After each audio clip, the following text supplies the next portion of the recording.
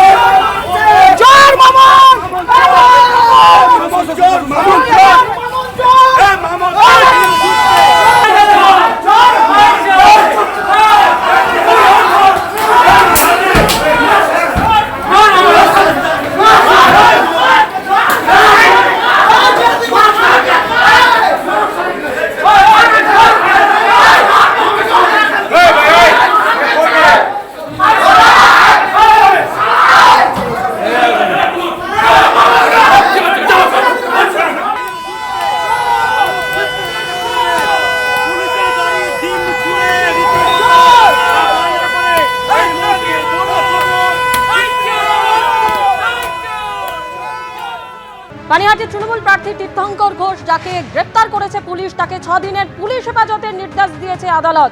আজকে ব্যারাকপুর মহকুমা আদালতে নিয়ে যাওয়ার সময় বিক্ষোভের মুখে পড়েন তীর্থঙ্কর ঘোষ। তাকে লক্ষ্য করে ছোড়া হয় ডিমও।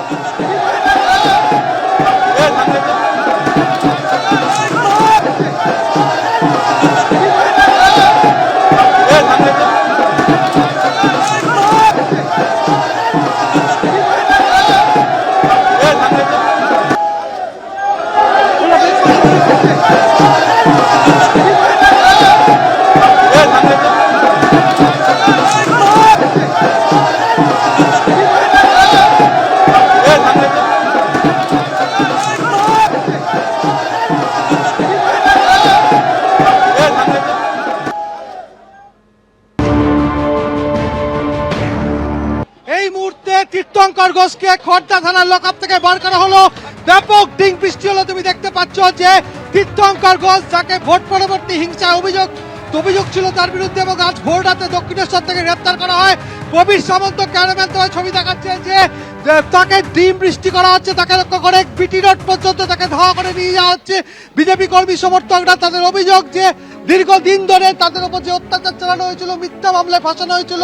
এই মুহূর্তে তোমাকে দেখাবো ছবিটা, যে রীতিমতো বিজয় উল্লাস চলছে যে তীর্থঙ্কর ঘোষ, যাকে ভোট পরবর্তী হিংসা মামলায় অভিযুক্ত ছিল, এবং তাকে গ্রেপ্তার করে আজকে এই মুহূর্তে ব্যারাকপুর মহকুমা আদালতে নিয়ে যাওয়া হচ্ছে। এবং সেই উপলক্ষে কার্যত উৎসবে মেতেছেন বিজেপি কর্মী সমর্থকরা। সেখানে ঢাকঢোল বাজানো হচ্ছে। তোমার ছবিটা দেখাচ্ছে। চোর বিদায় হয়েছে, চোর এবার বাপে, এখন ছেলে গেছে বাপের পালা, ছেলে গেছে বাপের পালা। ছেলে ডিম খেয়েছে, বাপ কাদা খাবে, গোবর খাবে। ওর বাবার জন্য রেডি করা আছে কাদা গোবর, ওর বাবার জন্য রেডি করা আছে। একটা খুনি ক্রিমিনাল, নির্মল ঘোষ একটা খুনি ক্রিমিনাল। 2021 সালে আমাদের বিজেপি কর্মী যত ছিল পানিহাটি জুড়ে প্রত্যেকের ওপরে নির্মম অত্যাচার করেছিল, তার জবাব আজকে পেল। সাধারণ মানুষ আজকে জবাব দিল। এবিপি আনন্দ, এগিয়ে থাকে, এগিয়ে রাখে।